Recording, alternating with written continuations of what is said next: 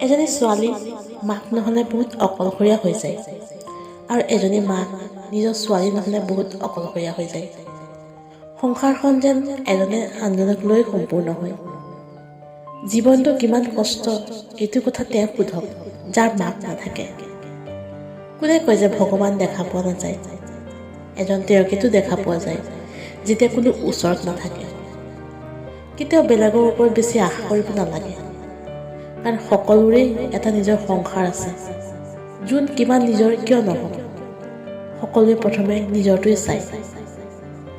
এটা কথা সঁচা, বিজি থাকিলে মানুহৰ আধাটো এনেই শেষ হৈ যায়।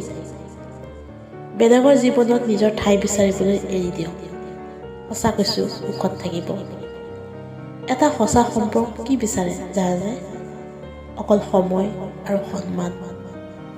যাৰ ওচৰত বেলেগ অপশ্যন থাকে নহয়, তেওঁ আপোনাৰ কেতিয়াও হ'ব নোৱাৰে। যিকোনো এজনৰ হ'বলৈ শিকক আৰু সেইটোৱে ভাল পোৱা হয়।